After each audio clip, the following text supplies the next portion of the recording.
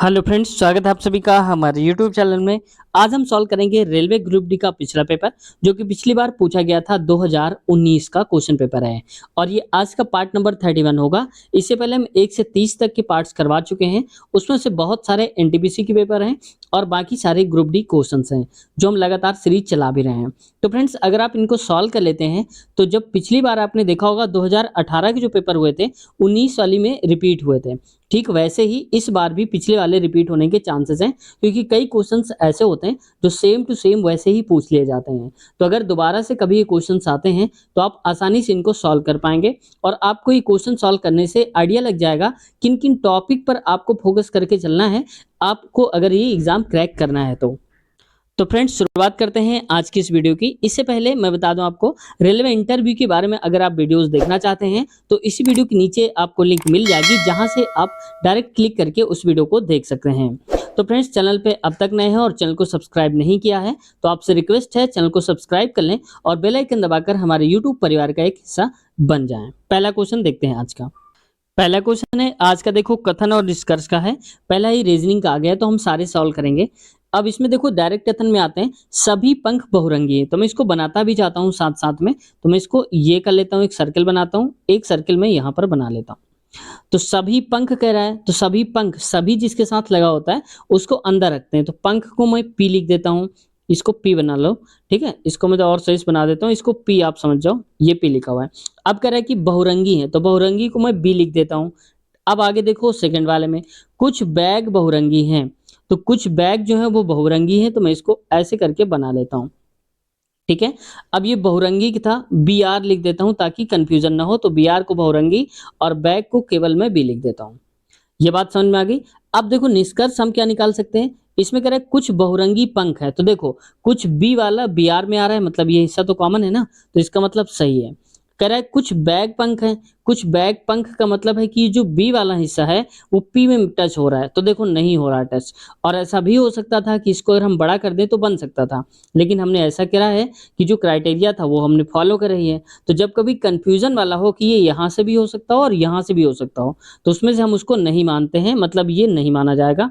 तो केवल पहला ही सही है, कुछ बहुरंगी पंख हैं, यानी कि उत्तर के हिसाब से हो जाएगा ऑप्शन नंबर तीसरा, केवल निष्कर्ष फर्स्ट पालन करता है। अगला क्वेश्चन है, नेक्स्ट में कहा जा रहा है, निम्नलिखित में से कौन सा कथन गलत है। अब देखो गलत स्टेटमेंट हमें बताना है। यदि कोई वस्तु पानी में डूब जाती है तो इसका मतलब क्या है। कई बार ऐसा होता है, हम कोई वस्तु को पानी पर रखते हैं और नीचे की तरफ डूब जाती है। ऐसा क्यों होता है? क्योंकि वस्तु पर पानी का ऊपरी प्ररोध वस्तु के भार से अधिक होता है। तो ये बात यहाँ पर सही बताई जा रही है, क्योंकि हमें गलत बताना है, तो गलत हमारे हिसाब से यही है। अगर ये देखो कि यहाँ पर अगर वस्तु है और ये पानी है, तो ये वस्तु का भार अगर इस पानी के भार से ज्यादा हो जाएगा तो वस्तु डूब जाएगी, और अगर इस पानी के भार से इस वस्तु का भार कम रहेगा तो पानी में तैरती रहेगी, डूबेगी नहीं। लेकिन यहाँ पर क्या है, वस्तु पर पानी का ऊपर प्ररोध, इसका मतलब जो ऊपर की तरफ ये बल लगता है ना, पानी द्वारा लगाया जाता है, उसको बोलते हैं थ्रस्ट, वस्तु के भार से अधिक है। तो वस्तु के भार से अधिक नहीं है। अगर वस्तु के भार से अधिक होगा ये वाला, तो वस्तु डूबेगी नहीं, क्योंकि उसको ऊपर की तरफ उठाया रहेगा। तो ये गलत यही वाला हो जाएगा। तो ऑप्शन वाला पहला ही हमारा गलत है और यही बताना था। ठीक है, अगला क्वेश्चन देखो। ये देखो छोटे छोटे से क्वेश्चंस होते हैं और ये कई बार हमें कंफ्यूजन में डाल देते हैं। तो आज के बाद कंफ्यूजन नहीं होगा आपको। आप सबसे पहले इसको सॉल्व करो, क्योंकि भाग दिया है। तो 7 8 56, 8 आएगा तो मैं इसको 8 लिख देता हूँ। इसके बाद गुणा लगा दो। फिर देखो ब्रैकेट के अंदर लिखा है, तो हम गलती क्या करते हैं, माइनस सॉल्व करने लगते हैं। हमें ऐसा नहीं करना, हमें भाग को सॉल्व करना है। तो अगर हम 45 को काटेंगे 3 से, यानी कि 3 से भाग देंगे 45 में, तो जाएगा 15 × 45, 15 बार में जाएगा। तो ये हो जाएगा यहाँ पर 35 माइनस का 15, और ब्रैकेट बंद कर दो और भागे में हो जाएगा 4। ये बात समझ में आ गई। अब आगे देखो 8 लिख दो, वैसे ही गुणे लगा दो, और 35 में से 15 गया तो आएगा 20, और भाग में कर दो 4। ठीक है, अब 4 से काटो इसको, तो 4 एकम 4, 4 पंचे 20, तो 8 गुणे में हो जाएगा 5, तो 8 पन होता है 40। तो सही उत्तर हमारा हो जाएगा 40। ऑप्शन नंबर तीसरा सही उत्तर हो जाएगा, इसका आंसर आ जाएगा। तो बस हमें ये देखना है यहाँ पर कि माइनस और प्लस को ध्यान रखना है। कई बार ऐसा ही हो जाता है और इस वजह से सॉल्व करते समय इसका ऑप्शन गलत हो जाता है, और कई बार ऐसा भी हो जाता है कि ऑप्शन उसका दिया भी होता है वही वाला जो सही होता है। तो ऑप्शन नंबर तीसरा इसका सही उत्तर हो जाएगा, 40 वाला। अगला क्वेश्चन है, इसमें कहा जा रहा है निम्न श्रृंखला में अगली आकृति को ज्ञात करें। ये कई बार ऐसा होता है कि जो इमेज वाले क्वेश्चन है वो पूछ लिए जाते हैं। ये तीन टाइप से पूछे जा सकते हैं। एक तो होता है जिसमें मिरर पूछता है कि इसका इमेज क्या बनेगा, या कई बार होता है कि इसकी वाटर इमेज क्या होगी, ऐसा पूछा जाता है। और कई बार इसको एंगल घुमाकर दे दिया जाता है, जो कि इसमें दिया गया है। तो देखो, पहले मान लो अगर ये एरो इस तरफ रहा होगा, दूसरी बार हमने इसको इस तरफ कर दिया है यहाँ पर, तो इसका मतलब ये जो घूम गया ये 90 डिग्री घुमा है लेफ्ट साइड में, एंटी क्लॉकवाइज। तो देखो ये ऐसे था, अब इसको घुमाकर ऐसा कर दिया गया है तो यहाँ आ गया। अब ठीक वैसे ही देखो, ये अगर इस तरफ है तो 90 डिग्री इसका किधर होगा, इस तरफ होगा। तो ये 90 डिग्री जो हो जाएगा वो इधर की तरफ होगा। तो देखो ये तो रहा नहीं हमारे पास, और ये भी नहीं सही है। तो हमारा सही उत्तर हो जाएगा ऑप्शन नंबर बी वाला सही उत्तर हो जाएगा, ये वाला, क्योंकि देखो ये पूरा का पूरा इसको इधर घुमा दिया गया है 90 डिग्री पर। तो सही उत्तर हो जाएगा बी। ऑप्शन के हिसाब से भी आप देख सकते हो बी वाला इसका सही उत्तर है।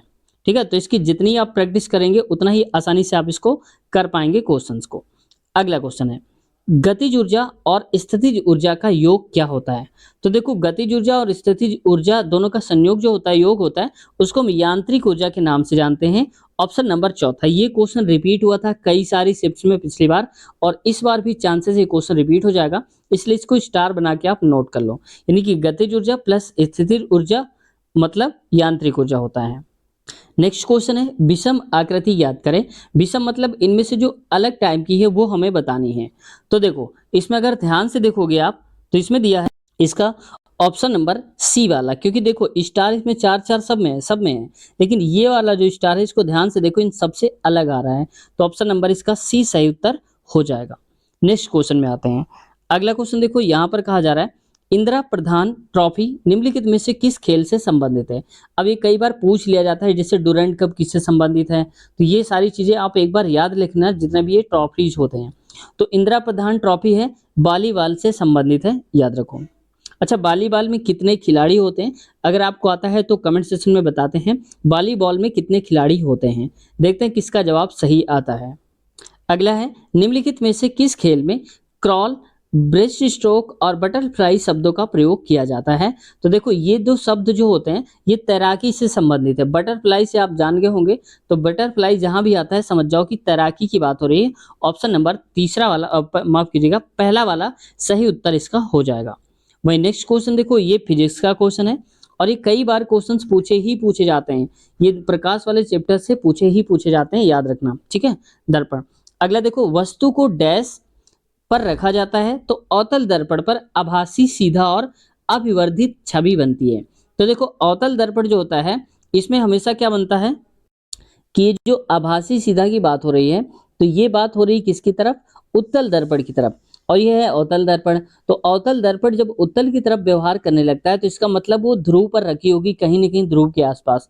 तो फोकस और ध्रुव के बीच में रखी जाती है, यानी कि पोल्स।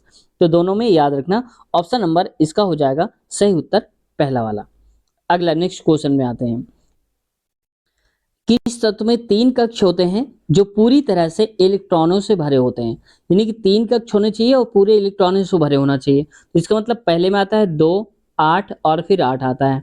तो पूरे कक्ष भरे हो गए 3। तो इसको देख लो, 2, 8, 2, 10 और 8, 18।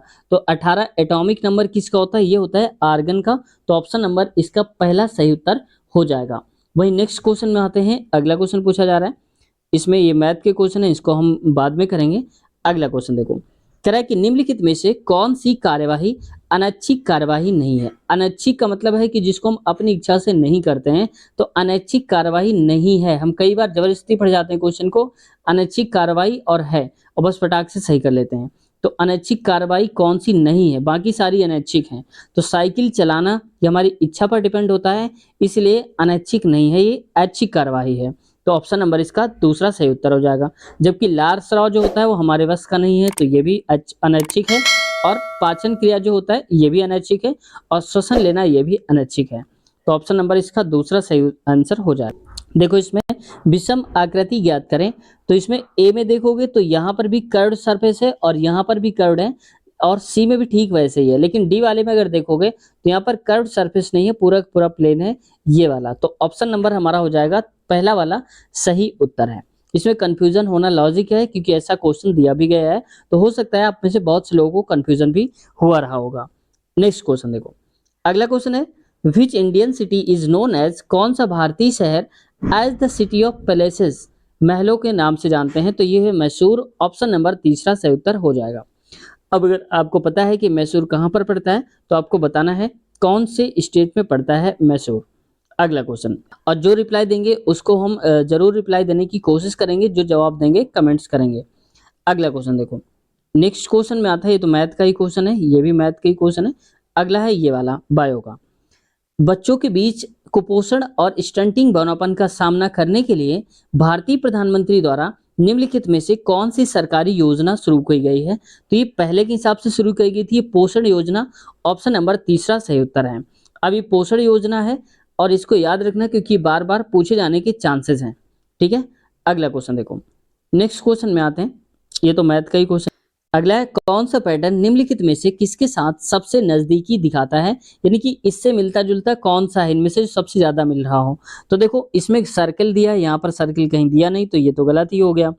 अगला सी को अगर देख लोगे ध्यान से तो ये सर्कल कहाँ पर है, ये इधर आ गया है और ये उधर चला गया है, तो ये नजदीक नहीं है। इसमें सर्कल है लेकिन स्टार नहीं, तो ये भी गलत हो गया। बचा हमारे पास ऑप्शन बी, क्योंकि इसके नजदीक स्टार भी है और इसके ऊपर है ये सर्कल, तो ऑप्शन नंबर 2 सही हो जाएगा, बी वाला। तो यहाँ पर आप देख लो ऑप्शन नंबर सेकंड यानी कि बी सही उत्तर है। अगला क्वेश्चन, अगला है कौन सा पैटर्न निम्न में से किसके साथ सबसे नजदीकी दिखाता है, यानी कि सबसे सिमिलरिटी कौन दिखाता है। तो यहाँ पर देखो अगर इसको ध्यान से देखोगे तो इसमें दो बिंदी हैं, गोले हैं, इसमें एक ही है, तो ये गलत हो गया। इसमें देखो बी वाले में इसमें दो गोले तो दिए हैं, लेकिन अगर ध्यान से देखो, मैं इसको इरेज करके देखता हूँ, तो यहाँ पर देखो ये गोला एक इधर है, ये गोला इधर है, जबकि ये दोनों गोले ऊपर कर दिए हैं, तो ये भी गलत हो जाएगा। अब देखो इसमें अगर ध्यान से देखोगे तो इसमें भी दो गोले ऊपर ही कर दिए गए हैं, तो ये गलत हो जाएगा। इसमें लाइनिंग ये दी गई है, ये लाइनिंग नहीं दी गई, तो बचा सी वाला। देख लो सी इसके नजदीक आ रहा है, ये इधर है और ये वाला इधर है, तो ऑप्शन नंबर सी सही उत्तर हमारा हो जाएगा। अगला है निम्न श्रृंखला में अगला पद ज्ञात करें, अगला वाला हमारा कौन सा होगा ये बताना है। तो देखो अगर ध्यान से देखोगे तो जो लास्ट में आ रहा है जी जी जे जे, तो ये वाला सेम टू सेम यही हो जा रहा है, इसके मतलब है कि एम है, तो यहाँ पर एम आएगा स्टार्टिंग में। ठीक है, अब देखो डी के बाद आ गया है यहाँ पर जी आ गया है, तो ये कितने में आया है, तो देखो डी के बाद जी आ गया है, तो कितने का गैप हुआ होगा, तो देखो डी के बाद ई एफ, दो का गैप हुआ, ई एफ और जी आ गया है, तो जी जे में कितना गैप है, ये भी के एल दो का गैप है, तो इसका मतलब आगे देखो एम के बाद दो का गैप करना है, तो क्या हो जाएगा एन ओ, तो आएगा एन ओ को गैप हो जाएगा, तो आएगा पी, तो यहाँ पर लिखेंगे हम पी, तो एम पी हो जाएगा, तो सही उत्तर है हमारा पहला वाला एम पी। अगला है किसी कोड या कूट में एंजल को इतना लिखा जाता है, उसी भाषा में डेविल के कोड को क्या कहेंगे, वो क्या लिखा जाएगा। तो पहले हम ये जान लेते हैं कि इससे इसको कैसे लिखा है। इसको मैं थोड़ा सा जूम करता हूँ ताकि आपको और आसानी हो देखने में। इसमें देखो ए को लिखा गया है 1, एन को लिखा गया है 14, और इसका मतलब ये हो गया कि ए बी सी डी वाले जो लेटर हैं इनका क्रम लिख दिया गया है, 1 2 3 4 ऐसे करके ये लिखा गया। अब देख लो डेविल को अगर ध्यान से देखोगे तो मैं यहाँ पर लिख भी देता हूँ डेविल। अब देखो डेविल में डी जो है वो आता है चौथे नंबर पे, तो पहले तो 4 आएगा, इन सब में 4 दिया है, कोई बात नहीं है। अब ई आता है 5 नंबर पे, तो 45 आएगा सबसे पहले, तो देखो ये छोड़ करके बाकी सब में दिया है 45 45। ठीक है, अब यहाँ पर देखो लास्ट में 12 आ रहा है, तो 12 तो हमें पता है कि एल जो है वो 12 नंबर पे आता है, तो इसको हटा ही दो थोड़ी देर के लिए। अब वी को हमें देखना है कि वी कौन से नंबर पे आता है, तो वी आता है यहाँ पर 22 नंबर पे आता है, तो देख लो 4 5 22, तो कहाँ लिखा है 4 5 22, तो ये भी हट गया, बचे हमारे पास 2, ये हटा दो ये हटा दो ये हटा दो और ये हटा दो। अब 9 और 8 देखना है, यानी कि जो आई का प्लेस है वो कितना होता है, तो आई आता है 9वें नंबर पे, तो हो जाएगा 9। इसका मतलब सही उत्तर हो जाएगा हमारा ऑप्शन नंबर तीसरा वाला।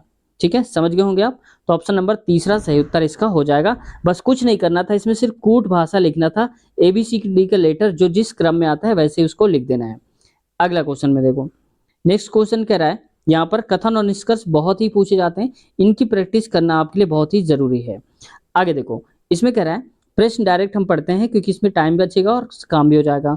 सामान्य कामकाजी घंटों की तुलना में देर रात काम करने वाले लोगों के शरीर में अधिक मात्रा में विषाक्त पदार्थों के पैदा होने को बढ़ावा मिलता है। कहने का मतलब है कि सामान्य तौर पर जो कामकाज करते हैं वो देर रात तक काम करने वाले लोगों की अपेक्षा अधिक मात्रा में जो विषाक्त पदार्थ होते हैं वो इकट्ठा हो जाते हैं। अब तर्क क्या कह सकते हैं? हाँ, हाँ का मतलब है कि ये बात सही कही गई है। जब हम अपने प्राकृतिक शरीर के समय का सम्मान करते हैं और जल्दी सोते हैं तो हमारा स्वास्थ्य बेहतर होता है। तो ये बात सही है। ऑप्शन नंबर पहला सही उत्तर हो जाएगा। क्योंकि इसमें कह रहा है ना कि अगर हम देर रात से सोएंगे तो हमारे पास क्या हो जाए, विषाक्त पदार्थ उत्पन्न हो जाएंगे जो हमारे शरीर को नुकसान पहुंचाएंगे। तो ये तो सही है क्योंकि टाइम सोना चाहिए, टाइम से जागना चाहिए।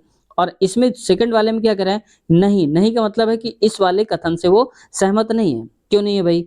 आजकल देर रात तक काम करना अपरिहार्य है क्योंकि हम अनेक समय क्षेत्रों में काम करते हैं। ऐसा बिल्कुल भी नहीं है कि ज़रूरी ही हो गया है देर रात तक जागना, तो ऐसा नहीं है। तो ये गलत हो जाएगा। ऑप्शन नंबर केवल पहला सही है, केवल तर्क फर्स्ट मजबूत है।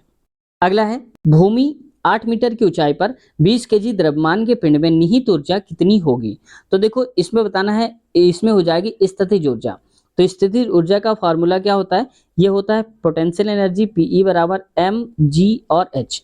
एम कितना है यहाँ पर 20 केजी, तो लिख दो 20, और जी की वैल्यू दे रखी है 10, और एच कितना है 8 मीटर।